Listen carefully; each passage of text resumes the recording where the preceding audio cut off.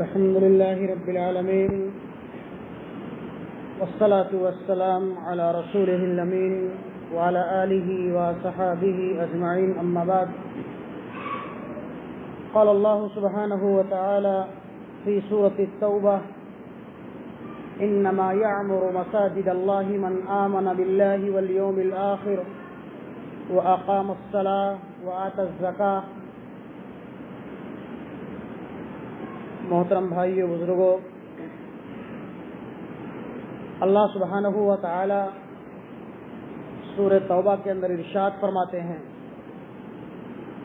کہ بے شک مسجدوں کی تعمیر اور توسیع، اس کی دیکھ بھال، اس کی صفائی اور ستھرائی کا خیال وہ لوگ رکھتے ہیں من آمن باللہ والیوم الآخر، جو اللہ پر ایمان لاتے ہیں اور قیامت کے دن پر ایمان رکھتے ہیں. اور آگے اللہ نے فرمایا وَأَقَامَ الصَّلَاةَ وَآتَى الزَّكَاةَ، یہ مومنین کے صفات ہیں یا ان کے اوصاف حمیدہ ہیں کہ مسجدوں کی دیکھ بھال کرنا، اس کی تعمیر اور توسیع کرنا، اس کی صفائی اور ستھرائی کا خیال رکھنا وہ لوگ کرتے ہیں جو اللہ پر اور قیامت کے دن پر ایمان رکھتے ہیں اور ساتھ ہی ساتھ نمازوں کا اہتمام کرتے ہیں اور زکوٰۃ کی ادائیگی کرتے ہیں. اس آیت مبارکہ کے اندر اللہ رب العالمین نے مومنین کے اوصاف کا تذکرہ فرمایا ہے اور اللہ کے حبیب نے فرمایا کہ الاحسان ان تعبد اللہ کأنک تراہ فإن لم تکن تراہ فإنہ یراک. احسان یہ ہے، جب حضرت جبریل علیہ السلام نے اللہ کے رسول سے پوچھا یہ احسان کیا ہے تو اللہ کے حبیب نے فرمایا کہ احسان یہ ہے کہ ان تعبد اللہ کأنک تراہ، آپ اللہ کی عبادت ایسے کرو، یعنی نماز ایسے پڑھو گویا کہ آپ اللہ کو دیکھ رہے ہو.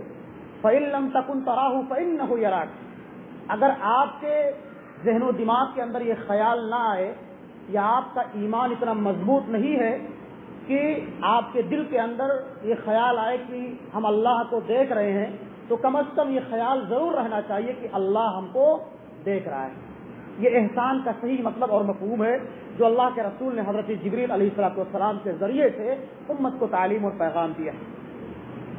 اس حدیث مبارکہ کے اندر اللہ کے رسول جناب محمد رسول اللہ صلی اللہ علیہ وسلم امت کو اس بات کی تعلیم دے رہے ہیں کہ نماز نہایت ہی خشوع اور خضوع کے ساتھ پڑھو.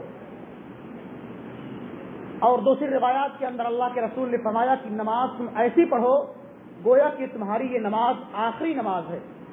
نہایت خشوع کے ساتھ، اطمینان کے ساتھ، سکون کے ساتھ اس کے تمام ارکان اور شروط جو ہے وہ تمام اچھے سے ادا ہونا چاہیے. یہ کتاب اللہ اور سنت رسول کی تعلیمات اور پیغامات ہیں. ان تعلیمات کی روشنی میں جب ہم اپنے اعمال کا جائزہ لیتے ہیں، اپنے گریبان میں جھانک کر کے دیکھتے ہیں تو ہمیں یہ پتہ چلتا ہے کہ جب ہم نماز کے لیے کھڑے ہوتے ہیں تو ہمارے خیالات ادھر ادھر منتشر رہتے ہیں. ہم کتنی رکعات پڑھ چکے ہیں، کتنی باقی ہیں، یہ شاید امام کے علاوہ اور تمام مصلین کو پتہ بھی نہیں ہوتا ہوگا. ان کے ذہن و دماغ کے اندر شیطان جو مختلف قسم کے وسوسے ڈالتا رہتا ہے، یہ شیطان کی چالیں ہیں جو انسان کو بہکاتا رہتا ہے. اللہ کے رسول نے فرمایا یا اللہ رب العالمین نے فرمایا کہ تم نماز بہت ہی سکون کے ساتھ اور اطمینان کے ساتھ پڑھو. آج کا یہ فتنہ، آج کے اس دور میں موبائل کا فتنہ بہت بڑا فتنہ مسلمانوں کے لیے یا لوگوں کے لیے بنا ہوا ہے. ہم اور آپ نماز کے لیے مسجد میں آتے ہیں، مسجد اللہ کا گھر ہے، اس کا احترام، اس کا تقدس اپنی جگہ پر. اس کے بعد نماز کا احترام، نماز کا تقدس، نماز کا خیال کہ آپ اللہ کے سامنے کھڑے ہو اور اللہ کو دیکھ رہے ہو یا اللہ آپ کو دیکھ رہا ہے. ایسی صورت میں جب آپ کے موبائل کا رنگ ٹون بجتا ہے تو آپ کا خیال، آپ کا ذہن فوراً آپ کے موبائل کی طرف منتشر ہو جاتا ہے اور آپ کا تو ہوتا ہی ہوتا ہے، آپ کے ساتھ ساتھ آپ کے بغل والے کا یا دو چار لوگوں کا اور امام کا بھی منتشر ہو جاتا ہے. یہ ایک فطری بات ہے، یہ میں کسی پر طنز نہیں کر رہا ہوں، یہ ایک عمومی بات کہہ رہا ہوں. ہمارا بھی مسئلہ یہی ہے، آپ کا بھی مسئلہ یہی ہے، ہمارے معاشرے اور سماج کا بھی مسئلہ یہی ہے. اور ہمارے کسی بھی درس کے ذریعے سے کوئی اپنے اوپر کوئی مسئلہ فٹ نہ کرے کہ امام صاحب کسی اور کو یا ہم کو کہہ رہے ہیں. میں اپنے کسی بھی درس میں کسی ایک کو مخاطب کر کے نہیں کہتا ہوں. جیسے کہ اللہ کے رسول جو ہے جب سماج کے اندر کوئی برائی دیکھتے تھے تو لوگوں کو خطاب کر کے فرماتے تھے کہ ما بال اقوام، ان لوگوں کا کیا خیال ہے، لوگوں کو کیا ہو گیا ہے کہ سماج کے اندر ایسی ایسی برائیاں جنم لے رہی ہیں. اب جو انسان مجلس کے اندر رہتا تھا وہ سمجھ جاتا تھا کہ یہ خطاب مجھ سے ہو رہا ہے، یہ گناہ، یہ برائی مجھ سے ہوئی ہے اور اللہ کے رسول مجھ سے خطاب کر رہے ہیں، گرچہ آپ کا خطاب عمومی ہوا کرتا تھا. میں مصلی پہ رہتا ہوں ایک امام کی حیثیت سے، مجھے نہیں معلوم کہ کس کا موبائل بجتا ہے پیچھے سے، اور مجھے ضرورت بھی نہیں ہے جاننے کی، لیکن ہم ہی لوگوں کا بجتا ہے.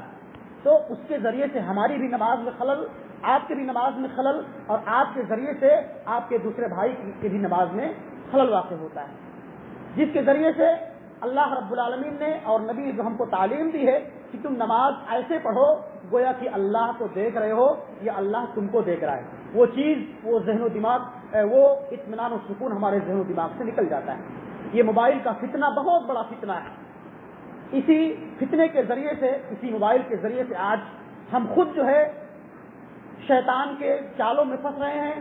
ہماری اولادیں، ہماری نوجوان نسلیں، ہمارے گھر کی عورتیں، بڑے بوڑھے اسی موبائل کے فتنے کے ذریعے سے تباہ و برباد ہو رہے ہیں. خاص طور پر ہمارے بچے جو ہے اسی موبائل کے ذریعے سے شیطان کے چالوں میں پھنس کر کے اپنی عاقبت کو برباد کر رہے ہیں، اپنی تعلیم کا نقصان کر رہے ہیں. یہ موبائل ہمارے لیے باعث رحمت بھی ہے اور باعث زحمت بھی ہے. سکے کا دونوں پہلو ہوتا ہے. آپ کسی بھی چیز کا اچھا استعمال کرو گے اس کا رزلٹ آپ کے سامنے اچھائی کی شکل میں آئے گا. برا استعمال کرو گے برائی کی شکل میں آئے گا. اسی موبائل میں آپ گانا بھی سن سکتے ہو، فلم بھی دیکھ سکتے ہو، گندی تصویریں بھی دیکھ سکتے ہو. اسی موبائل میں آپ قرآن کی تلاوت بھی کر سکتے ہو، قرآن بھی سن سکتے ہو، تقریریں بھی سن سکتے ہو، قرآن بھی پڑھ سکتے ہو، کتابیں بھی پڑھ سکتے ہو. بہت سارے اچھے کام بھی اسی موبائل کے ذریعے سے آپ کر سکتے ہو. تو یہ موبائل یا سکے کا دونوں پہلو ہوتا ہے. ہمیں اور آپ کو چاہیے کہ ہم اچھائیوں کو اختیار کریں اور برائیوں کو چھوڑ دیں. خاص طور پر جب ہم نماز میں مسجد میں آئیں تو اپنے موبائل فون کو بند کر دیں یا سائلنس کر دیں. مجھے بھی معلوم ہے کہ ہم میں سے اکثر لوگ کاروباری ہیں، تجارتی فیلڈ سے منسلک ہیں، لیکن میرے بھائیو یہ اللہ کا گھر ہے. ہم اور آپ بہت ہی قیمتی اپنا وقت نکال کر کے اللہ کی عبادت کرنے کے لیے آتے ہیں، اور اگر اس نماز میں ہمارے خلل واقع ہو جائے تو اللہ کے رسول کی وہ تعلیم، وہ فرمان کہ ان تعبد اللہ کأنک تراہ فإن لم تکن تراہ فإنہ یراک، اس حدیث مبارکہ پر عمل کیسے ہوگا؟ اور اگر اللہ رب العالمین اور نبی کائنات کی ان تمام تعلیمات اور فرمودات کو ہم بالائے طاق رکھ دیں گے تو ہماری نمازیں یوں ہی ضائع اور برباد ہو جائیں گی. اگر ہم کو اور آپ کو اپنی نمازوں کی حفاظت کرنی ہے اور اللہ رب العالمین سے اجر و ثواب کی امید رکھنی ہے تو ہمیں ہر چیز کو نہایت ہی محتاط طریقے سے استعمال کرنا ہوگا. خاص طور پر اس موبائل کا جو ہمارے لیے آج فتنے کا باعث بنا ہوا ہے. اللہ رب العالمین سے دعا ہے کہ مولا کریم تو ہمیں ہر چیز کا صحیح استعمال کرنے کی توفیق عطا فرما. خاص طور پر اپنے موبائل فون کا صحیح استعمال کرنے کی توفیق عطا فرما. اس میں قرآن کی تلاوت سننے اور کتابیں پڑھنے اور تقریریں سننے اور کی توفیق عطا فرما، اور برائیوں سے معمور محفوظ رکھ. آمین. السلام علیکم ورحمۃ اللہ وبرکاتہ.